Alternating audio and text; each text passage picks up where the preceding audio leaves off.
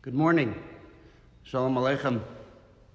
Welcome to 10 Minutes of Torah. Today I want to talk about religion. It's kind of an appropriate topic, being as I'm a rabbi and all. But I don't want to talk about religion in the conventional sense of the word. Good morning, Dovi. What I'd like to share with you is the challenges that we're faced today in the way we associate with religion. There's so many people that look at the theology of Judaism, for example, and are appropriately awed by its expansiveness, by the vastness of this soaring theology. At the same time, the very awesomeness of it is oftentimes intimidating and is too powerful.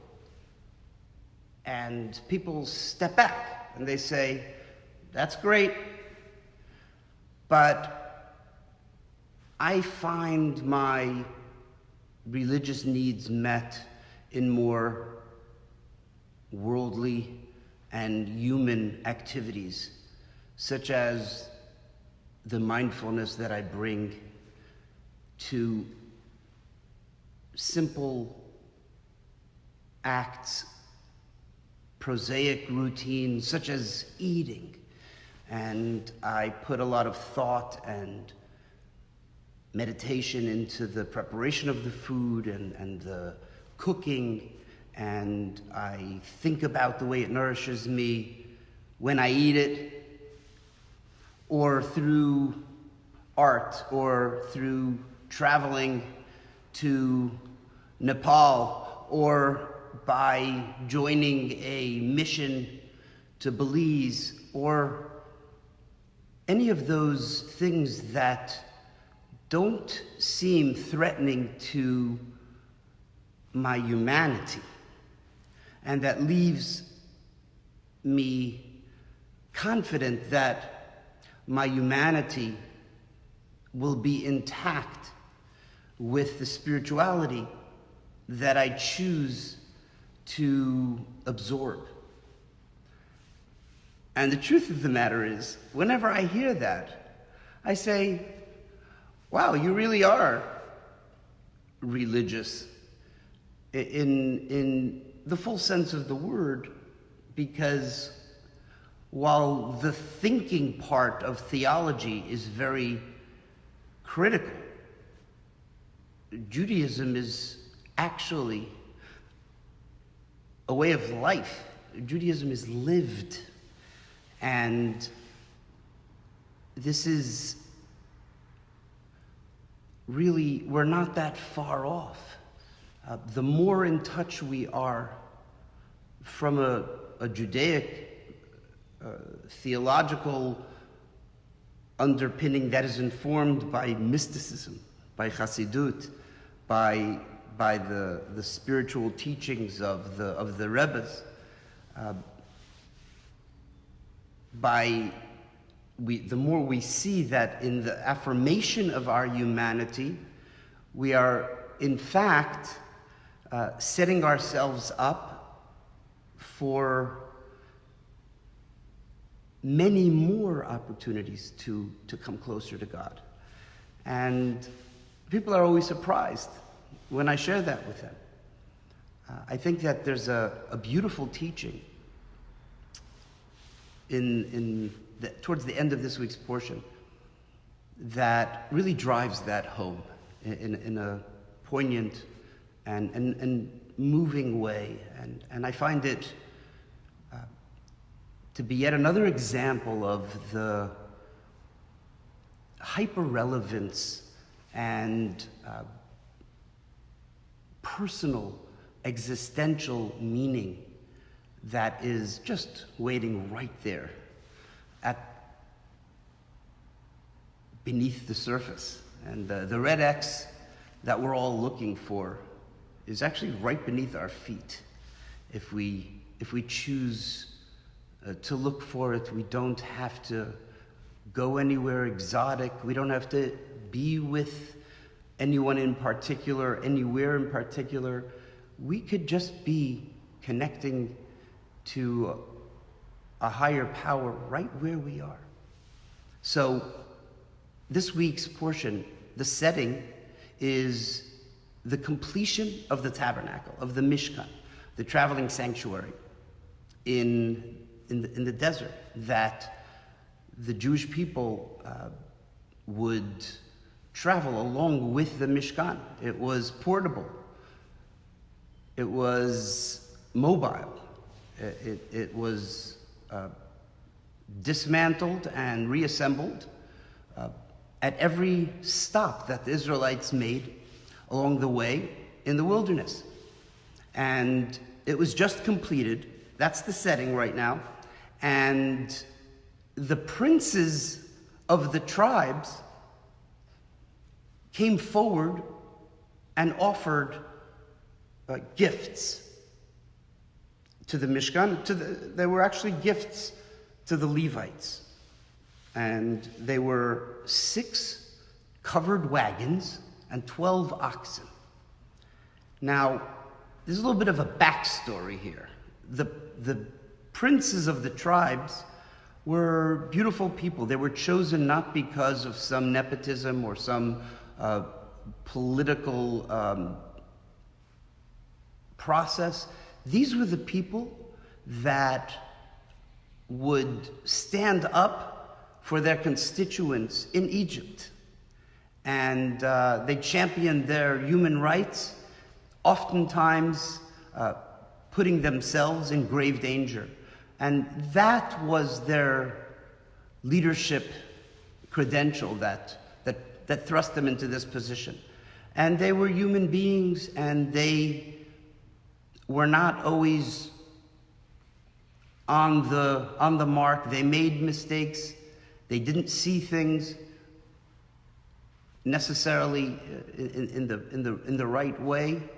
And a prime example of that is when the commandment to build the sanctuary was announced.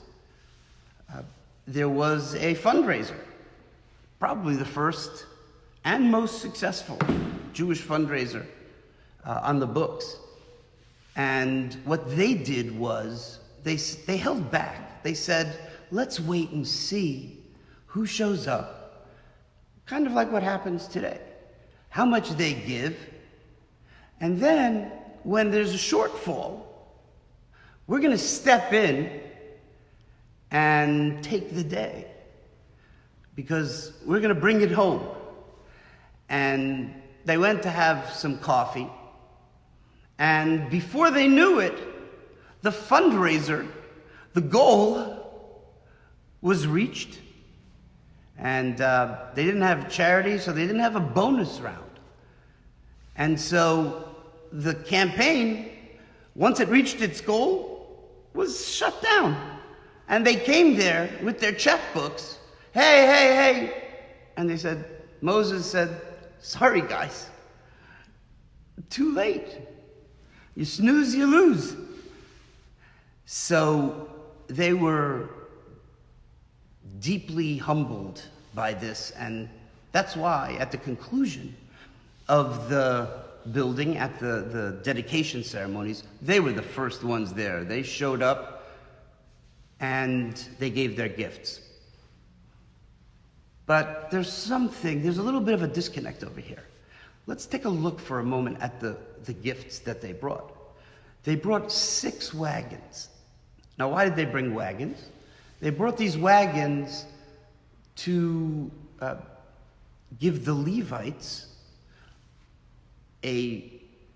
vehicles to load up the Mishkan when it was time to move. And so they brought them these 6 covered wagons with 12 oxen. Now the 12 oxen we understand, 1 for each tribe. Makes sense. But the 6, it says that they doubled up 2 leaders of a tribe per wagon.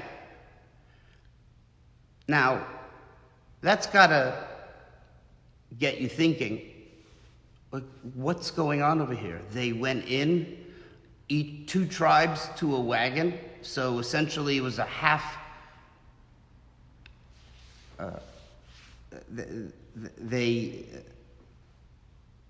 They was like they were splitting it. And what was going on over here? They were eager to make the point, and they were just cutting corners. Why couldn't they each bring their own wagon? So the insight, the clue to what was going on over here can be found in the Talmud, where it describes the size of the wagons.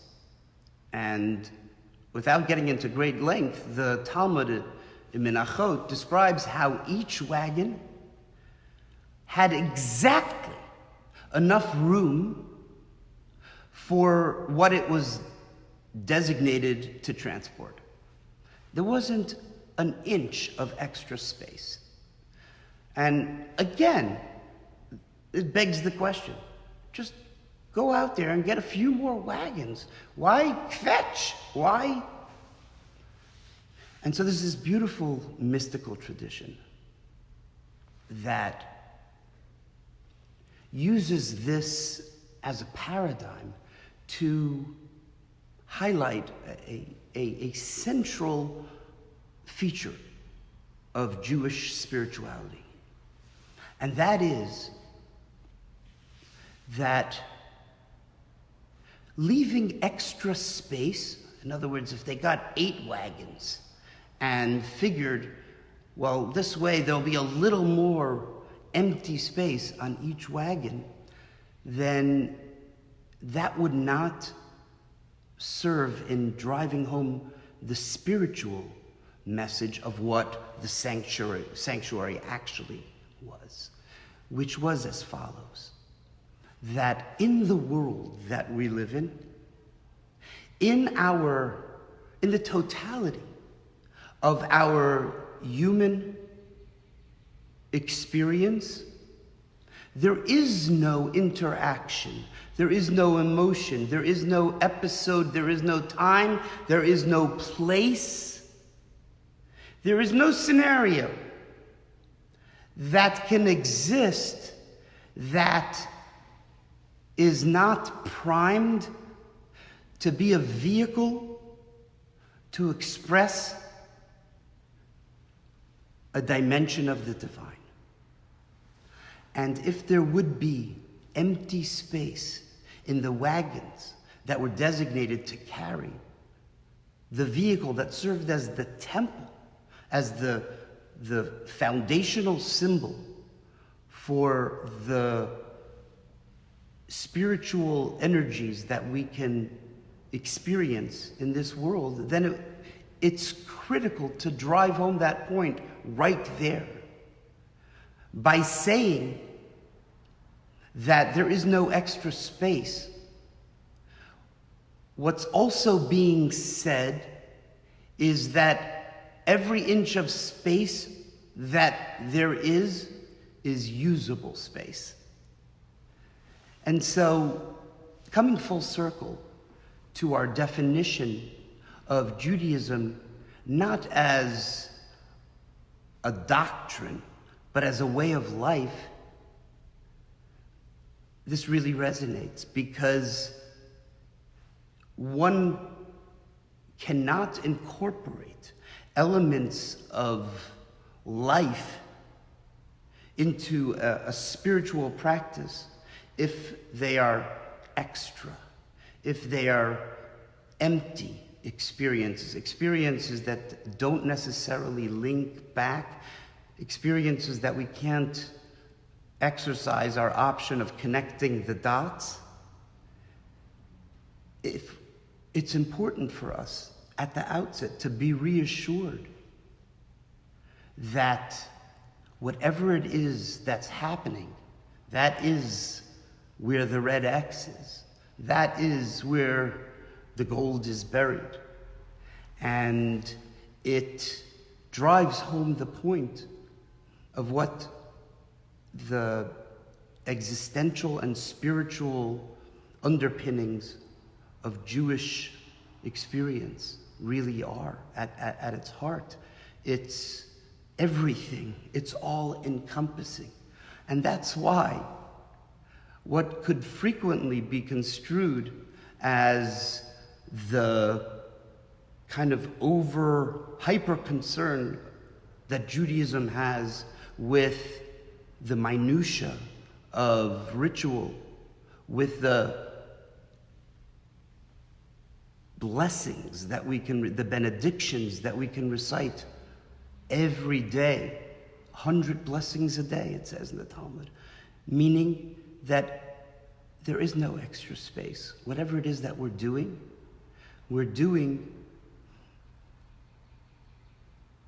in a spiritual mindset that allows what could be construed as prosaic and outside the framework of sanctity and sacredness, that allows that to be harnessed, to be incorporated, to become a central piece of one's spiritual practice. And so Judaism is now entrusted to us. And we are the Levites, and we are daily trying to put together, and sometimes we need to dismantle, the framework of our lives that constitute the central platform upon which we express our spirituality, our humanity. And it's reassuring to know that whatever it is that's going on in our lives right now is an opportunity to carry the Mishkan, to carry sacredness, to carry light. And that includes darkness. And so if you woke up this morning and you feel lost or sad or broken or somewhat hopeless, that doesn't have to put you outside of the framework of sacredness and spirituality from a Jewish perspective. To the contrary, it is a wagon that is designed to carry an as of yet undiscovered spiritual light that is waiting to be carried into the world. So I love this notion of Judaism as spiritual practice, as coziness, as a tight fit, as something that is happening right here in our lives, regardless of where our lives are at. That's at the center of our Judaism. That's at the center of our spiritual persona right now. And that's what we are meant to be carrying forth. That is not only what we're meant to be carrying forth into the world, that's what the world needs of us right now. The world needs the unique tenderness that we can bring to a situation that we're experiencing right now. and mindfulness and prayerfulness to a situation that would seem at first glance to be the antithesis of that.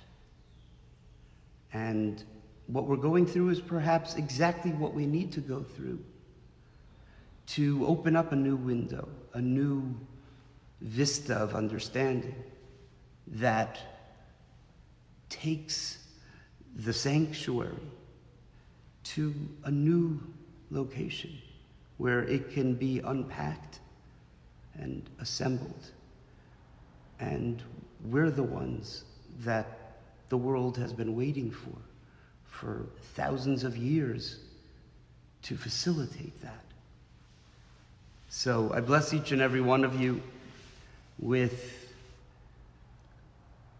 deep and profound ordinary moments that are as impactful as the big ticket moments, because Judaism is not something that we read about, it's something that we live. Just like it's so much more fun to eat a meal in the restaurant, even more fun than reading the menu. Yom Tov. Wishing you all an awesome day.